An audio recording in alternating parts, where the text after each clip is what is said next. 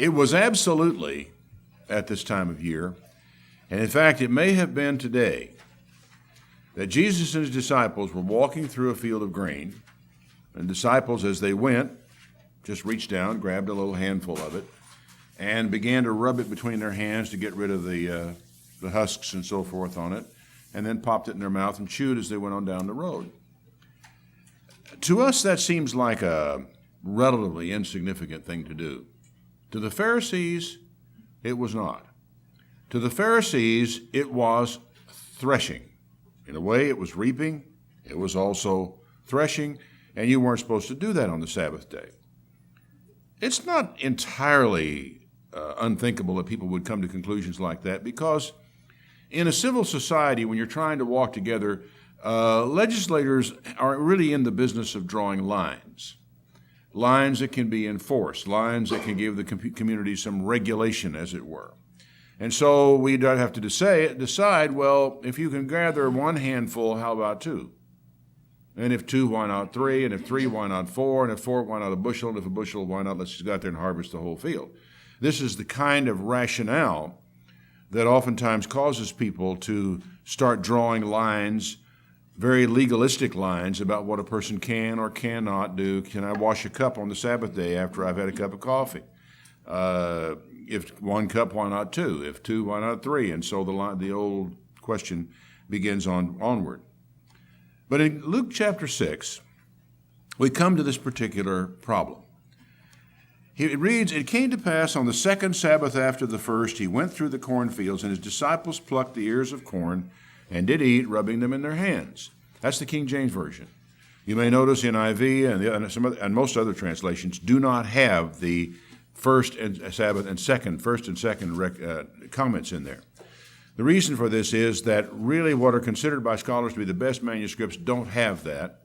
I think Codex Sinaiticus does, Codex Vaticanus and Alexandrinus do not. These are all really pretty contemporary as far as their age is concerned. And scholars work their way back through these things to try to find reasons why they think something would be in or something would be not out. In this case, it really doesn't make an awful lot of difference. Only the fact that it would bring us to this particular day. We know that it was at this time of year, and we know it was certainly the Sabbath. And so I thought this would make a good time for us to stop and develop the theme of the incident growing out of this particular this incident. The thing, as I said, seems harmless enough to us. That's what many of us would do, walking through a grain field on the Sabbath day, a little bit hungry, and it's certainly within the law to take something and eat it as you walk through. So we would probably freely do such a thing. But the Pharisees said to them, "Why do you do that which is not lawful to do on the Sabbath days?" Luke 6, verse 2. Now, when they said not lawful, they were talking about Jewish law.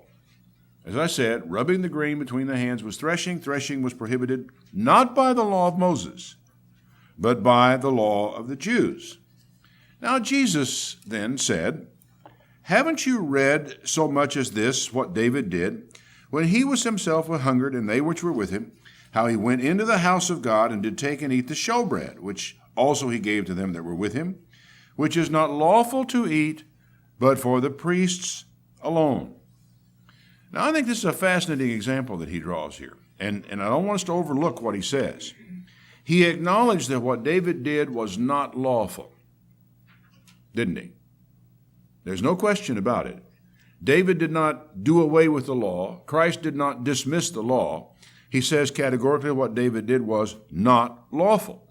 And yet, in the way in which he uses the illustration, he implies that what David did incurred no penalty, incurred no sanction, that in a sense it was not imputed to David. Now, I choose the phrase not imputed because of something Paul said. You may want to keep your place in Luke. I want to make a citation from the book of Romans chapter 4. It's a short section, but it's also a fascinating one. It's puzzling to many people. They don't really understand what Paul is driving at, but I think it connects.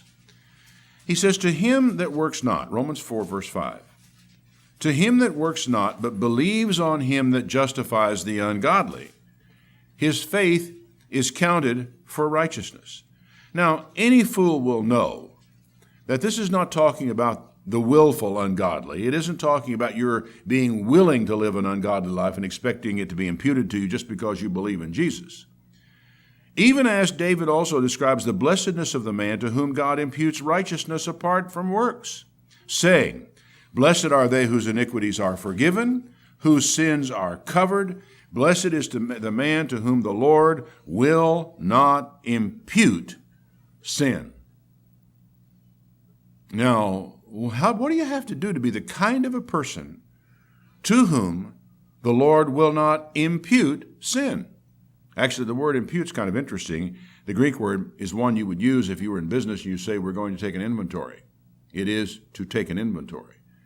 Blessed is the man for whom God does not inventory his sins.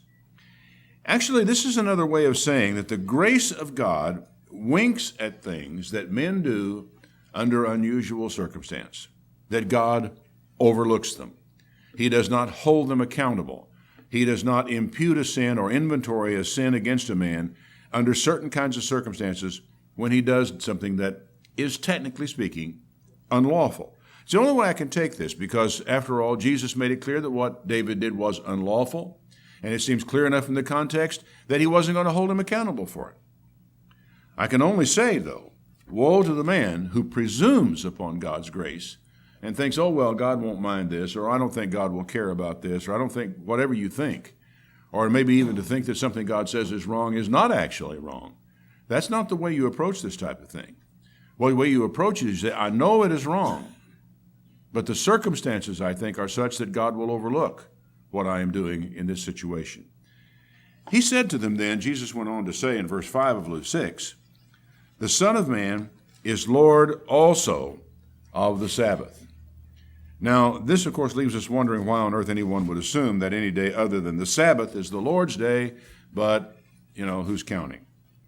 In Mark's version of this incident, he adds an interesting little statement. He says, "The Sabbath was made for man, and not man for the Sabbath."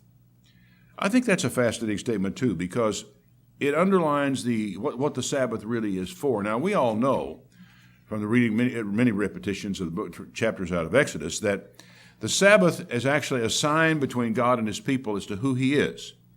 The circumcision was a sign of the Jews, but the Sabbath was a sign of Yahweh or Jehovah. It was a sign of who God was. And in resting on the Sabbath day, they acknowledged and recognized who their God was. He was Jehovah and not somebody else of the myriad gods of the countries that existed all over the place round about them. But at the same time, he says the Son of Man, and that's clearly speaking of himself, is Lord of the Sabbath. In Mark's version, he adds this. I'm sorry, I've just mentioned that. The Sabbath was made for man and not man for the Sabbath. Then Matthew adds this. "Or have you not read in the law how that on the Sabbath days the priests in the temple profane the Sabbath and are blameless?"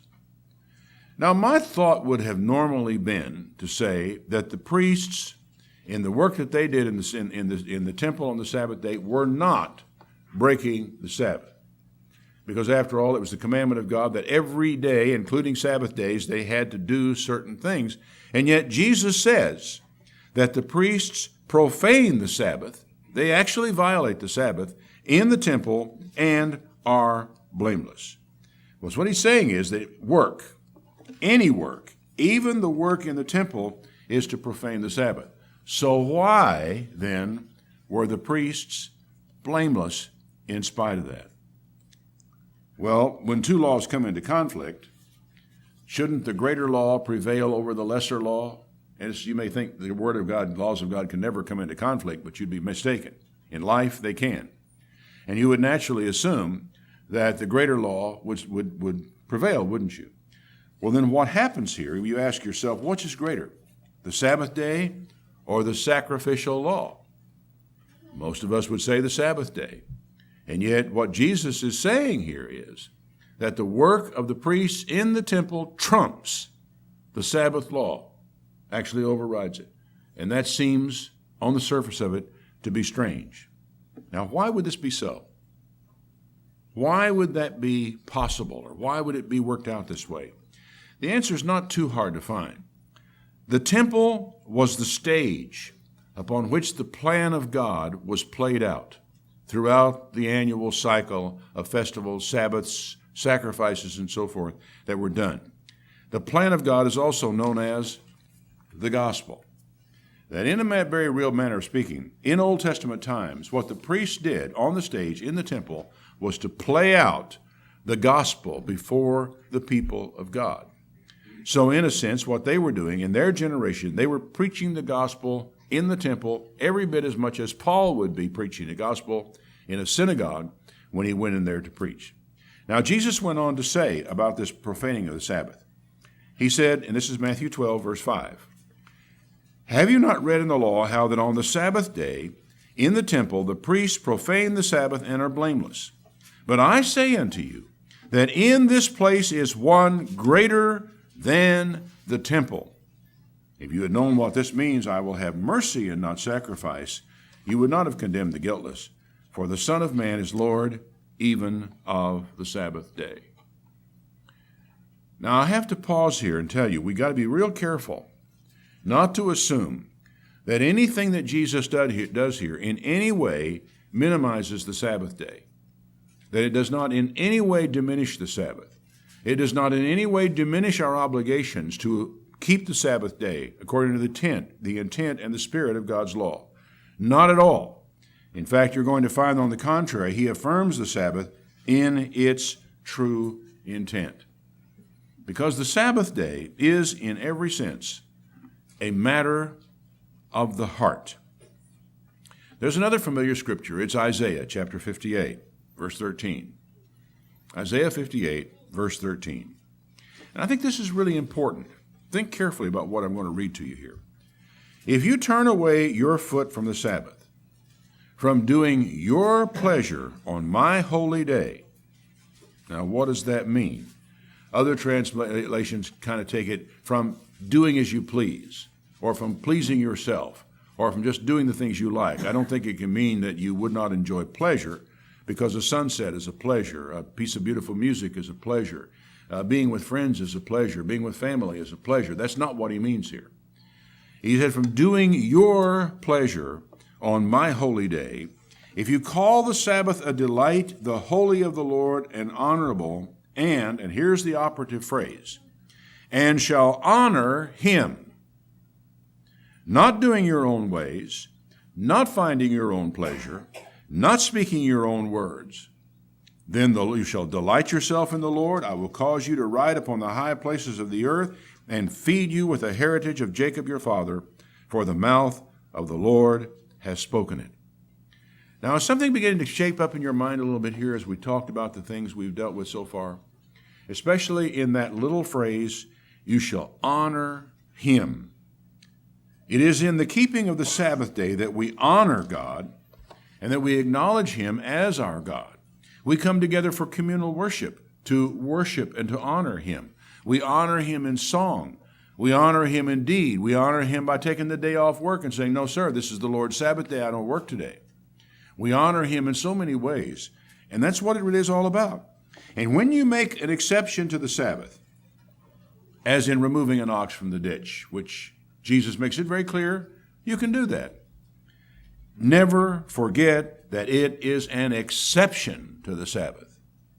It is not a diminishing thereof. Never forget that what you have done is to break the Sabbath, but that God is going to overlook it because you were taking care of this poor suffering animal.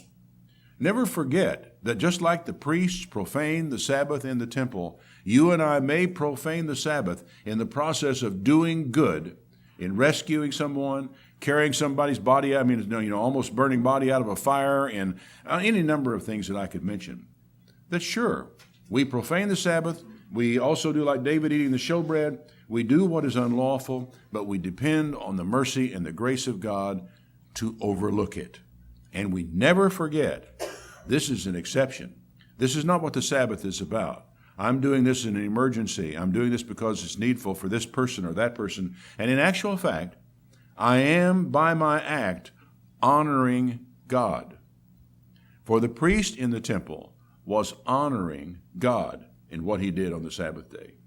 Jesus, in healing on the Sabbath day, was honoring God at every turn when he healed someone on the Sabbath day. Our exceptions that we do should always be kept in mind, that we are honoring God. Now, returning to where we left off in Luke 6, verse 6. It came to pass on another Sabbath. He entered into the synagogue and taught, and there was a man whose right hand was withered. And I guess in a way, this one captures my imagination as much as any miracle Jesus ever did. I would have loved to have been able to see this.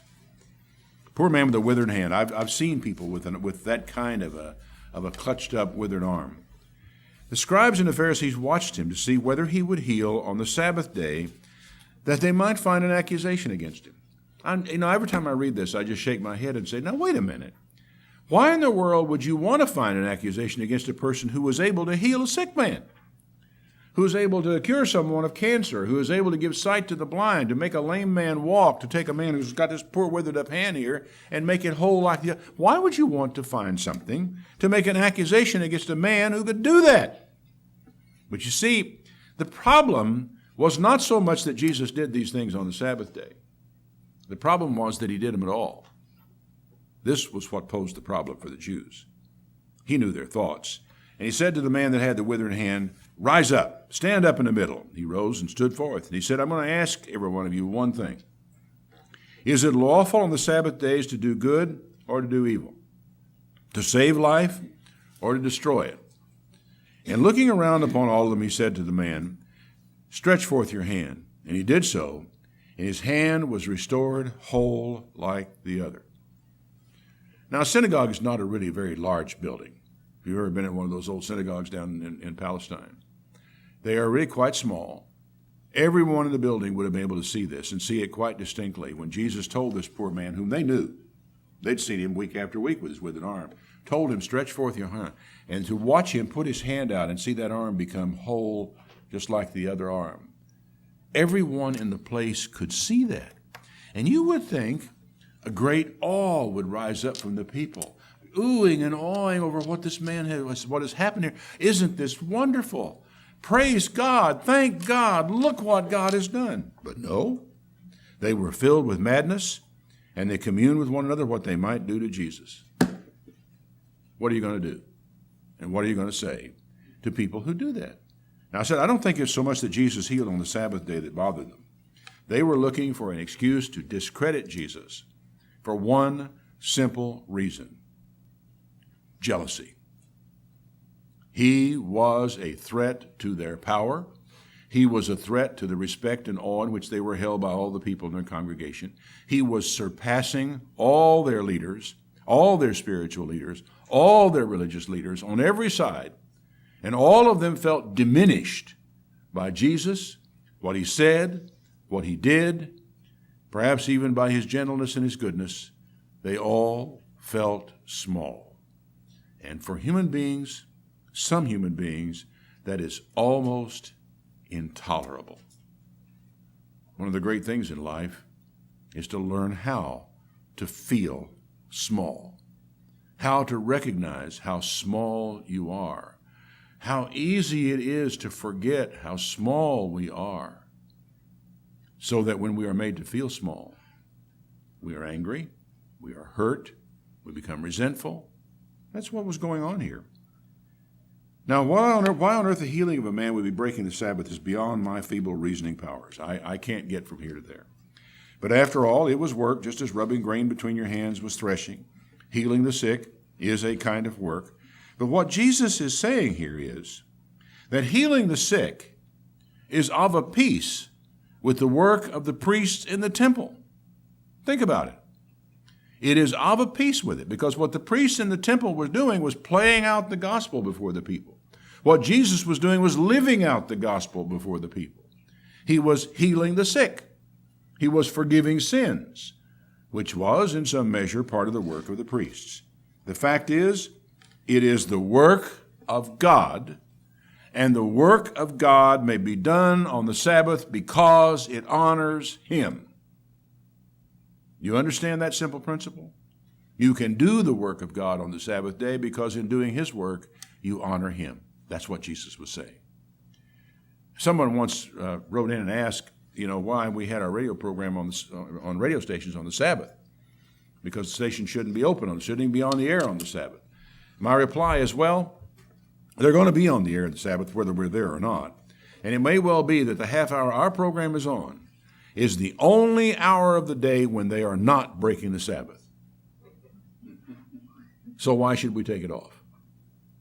Anyway, I don't know if it made any difference to the person I wrote to or not, but I said that anyway.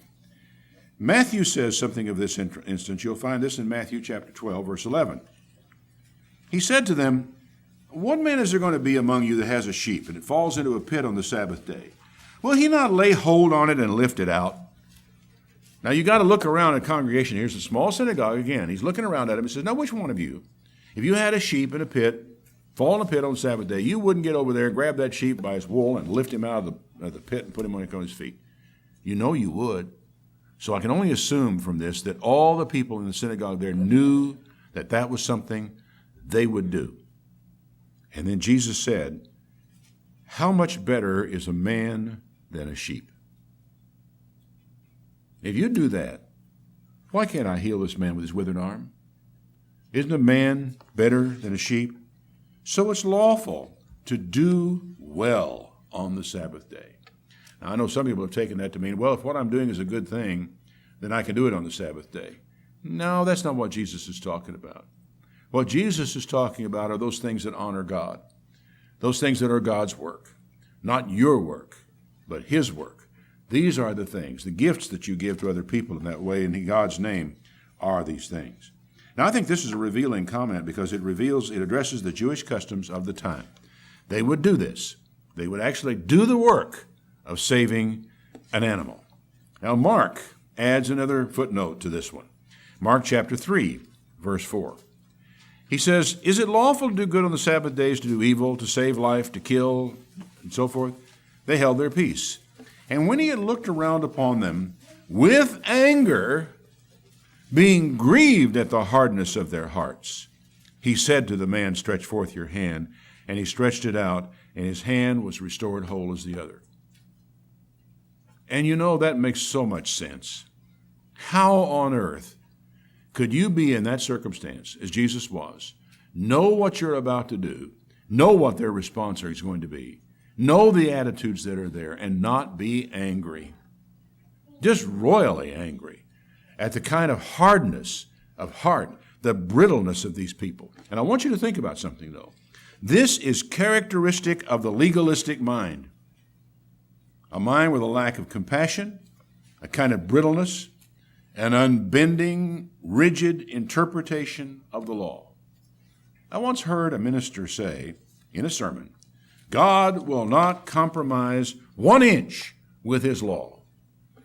Now, that statement would be perfectly logical coming from the mouth of any Pharisee, because they were so concerned about God missing an inch that they built a fence around the law. They would start the Sabbath a half hour early, end the Sabbath a half hour late. They had a whole set of rules to not only prevent them from breaking the law, but to prevent them from getting close to breaking the law.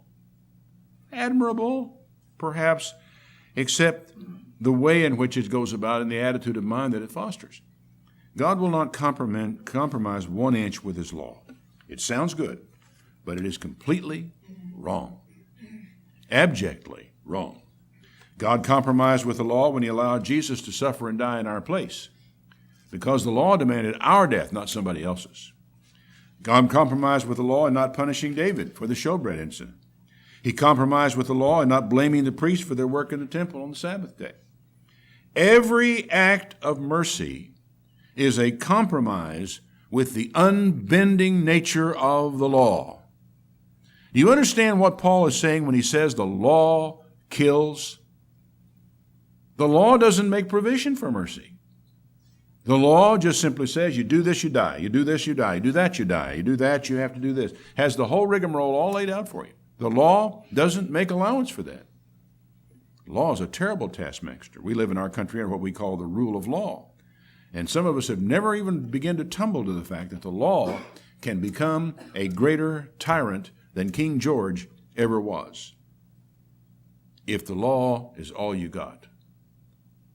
Mercy triumphs over law, and every act of mercy, every act of grace, the very existence of grace, is a compromise with the law. But that doesn't give you and me the right to compromise with the law. You understand? God can, because he is God. But you and I can't, because we're not. Our job is to look at the law and to consider it as a guide to life. And whenever we interpret the law and try to apply the law, we're not compromising it. We're doing our best to try to be obedient to it. If we break the law, we have to depend on the grace of God to see us through. And as I've said before, I'll say it again, woe to the man who presumes upon God's grace. The Sabbath, as I said earlier, is a matter of the heart. In Luke chapter 13, verse 10, Jesus was teaching in one of the synagogues on the Sabbath. And behold, there was a woman that had a spirit of infirmity for 18 years, and was bowed together, and could in no wise lift up herself. I haven't seen many cases of this in my lifetime, maybe one or two or three, of people who were really badly bent over, other than just, people being a little bit stooped from old age. This woman was really bent over. When Jesus saw her, he called her to him and said, "Woman, you are loosed from your infirmity." He laid his hands on her, and immediately she was made straight and glorified God, and I would certainly think so. I mean, to 18 years be like that, and then have a man lay his hands on you and suddenly be able to stand up straight for the first time in 18 years, yeah, I'd glorify God. I wouldn't stop glorifying God, I don't think, for the next months. Anyway, she did. This healing, by the way, honored God, because what happens? The woman glorified God for the healing. And the ruler of the synagogue answered with indignation because Jesus had healed on the Sabbath day. And he said to the people out there, he said, "Look, there are 6 days when men ought to work. Let them come then and be healed, and not on the Sabbath day." Where did he get that? Your guess is as good as mine. The Lord answered him and said, "You hypocrite." Gentle Jesus, meek and mild, looks a guy in the eye and calls him a hypocrite. "You hypocrite. Doesn't every one of you here untie and loose his ox or his ass on the Sabbath day, lead the animal to water and get him a drink and take him back and tie him back up again?" You do that, don't you? You would do that, wouldn't you? If you had to keep your animal tied up, you didn't have fences and all this kind of stuff. Sabbath day came, you had to tie the thing up or had it someplace. You would actually have to untie it, take it to the water. Okay? He says you would do that. Then shouldn't this woman, being a daughter of Abraham, whom Satan has bound, lo, these 18 years, be loosed from this bond on the Sabbath day? You'd untie an ass, and you're going to stand there and complain about me untying this woman that Satan has tied up and bound? No wonder he called him a hypocrite. It's total hypocrisy. And, of course, it's based upon jealousy. The fact that Jesus was gaining the respect of the people, and they felt that they were somehow losing their position or their authority with the people. Side note to that is the fact that Satan had bound this woman. Why on earth would he do that? It's hard to say. No one should try to ever predict that evil mind. But he hates life. He is the enemy of life. He is the enemy of truth. And he just basically enjoys, I think, human suffering. It's the only conclusion I can come to. And of course, when you actually see what some of the evil men in this world have done when they had power in torturing people, you have to come to the conclusion that they really do get pleasure from causing people pain. Where do they get that? They get it from their father, the devil. Well, when Jesus said these things, all his adversaries were ashamed, and all the people rejoiced for the glorious things that were done by him. I would hope so, wouldn't you, that everyone would be ashamed? John chapter 5. After this there was a feast of the Jews, and Jesus went up to Jerusalem. Now there is at Jerusalem by the sheep market a pool, which is called in the Hebrew tongue Bethesda, having 5 porches. In these lay a great multitude of impotent folk, of blind, halt, and withered. And a certain man was there who had an infirmity for 38 years. No, it doesn't tell us how old he was, but he'd been this way for 38 years. A lot older than a lot of you in this room are. When Jesus saw him lie and knew he'd been a long time in that case, he said to him, "Will you be made whole?"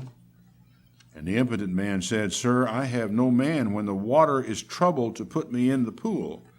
But while I'm coming, another person gets there before I can get there." Now, you'd naturally ask yourself, what in the world does he mean by when the water is troubled? Well, some ancient manuscripts have, in verse 3 and 4, that he was there waiting for the moving of the water, for an angel went down at a certain season into the pool and troubled the water. Whoever then first got in after the troubling of the water stepped in, was made whole of whatever disease he had. Now, that is said not in most of the best manuscripts. I don't even know for sure which manuscripts it shows up in. I think it apparently is there. That was a tradition to the effect that this is the reason, this is the rationale behind the man's statement about he was waiting for the troubling of the water. Anyway, it's not terribly relevant because Jesus said, "Rise, take up your bed and walk." Immediately the man was made whole. He took up his bed and walked, and on the same day was the Sabbath. Again, to you and I, the healing is the remarkable thing, but it wasn't the remarkable thing to some other people. And bear in mind, by the way, this could not have been anything more than a bedroll. And you consider what the Jews said. They said to him that was cured, "It's the Sabbath day. It's not lawful for you to carry your bed." And the man said, "Well, he that made me whole, the same said unto me, take up your bed and walk." He says, "Look, this guy made me whole. I've been 38 years lying down there. I'm not lying there anymore. I'm able to get up." And the man that did that said, "Take up your bedroll and walk." Now, in his mind, the fact that Jesus could heal him trumped the Pharisees' rules about how much you could actually carry in your hand on the Sabbath day, which is what? Weight of a fig or something like that you were allowed to pick up and carry. Bedroll is a little more than that, but there's not a person in here who would really consider that to be work. And you sure wouldn't consider it work if you'd just been healed of an infirmity of having to lie on that thing for some 38 years. He said, hey, the guy that made me whole said, pick it up and carry it. I'm carrying it. So they said, well, what man told you this? Take up your bed and walk. And he that was healed didn't even know who it was. I think this is fascinating. His faith had nothing to do with it, other than maybe his faith that there was an angel that troubled the water, and he believed that God would heal the first person there, whatever the faith that was. But he did not even know who Jesus was. And Jesus healed him. They said, I don't know. But Jesus had gotten away. Afterward, Jesus found him in the temple and said, now look, you're made whole. Sin no more, lest a worse thing come upon you. Now, it'd be hard to argue in the face of this that there's no connection between sin and disease. Some people want to make that argument. I don't. I see the connection quite clearly. The man departed and told the Jews that it was Jesus who had made him whole. And therefore did the Jews persecute Jesus and sought to kill him because he had done those things on the Sabbath day. And Jesus said, my Father works hitherto, and I work. What does it say? It says to me that the work of God can be done on the Sabbath day. My work, your work, cannot. You know, I can work like a beaver all day long on the Sabbath day, preparing a sermon, coming here and delivering. And it's work. Don't think it's not. But I can't go out and cut my grass. That's my work. That's my, doing my maintenance work around the house, that's my work. But I can do God's work today. I can visit the sick. I can go encourage the faint-hearted. I can spend a little time with the lonely. I can come to church. I can worship. I can give a sermon. I can do my Bible study. I can do research on the internet about some Bible topic because that's God's work. But when it comes time to start driving nails around the house, that'll have to wait till tomorrow. When it comes time to balance my bank statement, that'll have to wait till tomorrow. My income tax return was done a Sunday sometime back. But again, it waited until after the Sabbath. Those are all our work. Well, the Jews sought the more to kill him because he not only had broken the Sabbath, and you can put that in quotes because that was their idea, not God's, but he also said that God was his Father, making himself equal with God. And the only Sabbath law he broke was their rule about how much you could carry on the Sabbath. The law does say, don't carry any burden out of your house on the Sabbath. Well, how much burden is a rolled up blanket, Is that, are we allowed to interpret that far? I think you and I are, and Jesus would say we are. The Pharisees would say, no, you're not. This is what our rule is. Jesus answered, my doctrine is not mine. It's him that sent me. If any man will do his will, he shall know of the doctrine, whether it be of God or whether I speak of myself. He that speaks of himself seeks his own glory. He that seeks his glory that sent him, the same is true, and there is no unrighteousness in him. Didn't Moses, by the way, give you the law? And yet none of you keep the law. Why are you going about to kill me? That must have been stunning. Because they didn't think he knew. They knew what they were doing. But they didn't know that Jesus knew. And here he says, you don't keep the law of Moses. You're going around to kill me. The people answered and said, you have a demon. Who's going around to kill you? Nobody's going around to kill you. Actually, they didn't deny. They said, who's going around to kill you? And Jesus answered and said, I've done one work, and you all marvel. Moses gave you circumcision, not because it's of Moses, it's of the fathers. And you on the Sabbath day circumcise a man. Now, if a man on the Sabbath day receives circumcision so the law of Moses should not be broken, are you angry with me because I have made a man every whit whole on the Sabbath day? His reasoning is faultless. And, of course, it identifies them as the hypocrites that they are. John chapter 9. As Jesus passed by, he saw a man who was blind from his birth. His disciples asked him, saying, Master, who sinned, this man or his parents, that he was born blind? Because, you see, the disciples did make the connection between sin and disease. Jesus answered, neither this man has sinned nor his parents, but that the works of God should be made manifest in him. What work? God's work. I must work the works of him that sent me while it is day. The night comes when no man can work. As long as I am in the world, I am the light of the world. And when he had spoken this way, he spat on the ground, made clay of the spittle, anointed the eyes of the blind man with the clay, and said, go wash in the pool of Siloam. He went his way, therefore, and washed, and came seeing. This was a man born blind. Now, I'm sure it has occurred to you at some point in time, if you studied this before, to realize that all Jesus had to do was to say, be healed. And the man could have seen. He had to do nothing more than say the word. So why did he spit on the ground, make clay out of the spittle, and put the clay across the man's eyes and send him off to wash? It was a deliberate provocation of the Pharisees. Deliberate, just like the man taking up his bed and walk. He could have just told him, get up and walk. He didn't have to take up his bed. That was a deliberate provocation. The making of the clay. You're not supposed to do that kind of work on the Sabbath day, even no matter how small it is. He did it anyway. But again, it was God's work. I think he just was deliberately challenging these men. Go wash. He came seeing. And his neighbors, therefore, and they which had seen him that was blind, said, hey, this is the guy that sat over there and was blind and was begging. Some said, well, no, I don't think so. It looks like him, but that's not him. And the man answered and said, I am he. And they said, well, how were your eyes open? He said, a man called Jesus made clay and anointed my eyes and said, go wash in the pool of Siloam. I went and washed. I received sight. And they said to him, well, where is he? And he says, I don't know. In fact, Jesus could have been standing right there. He wouldn't have known, because he'd never seen him. He actually went and washed and saw at the pool of Siloam, and he had never, ever seen Jesus. Well, they took him to the Pharisees.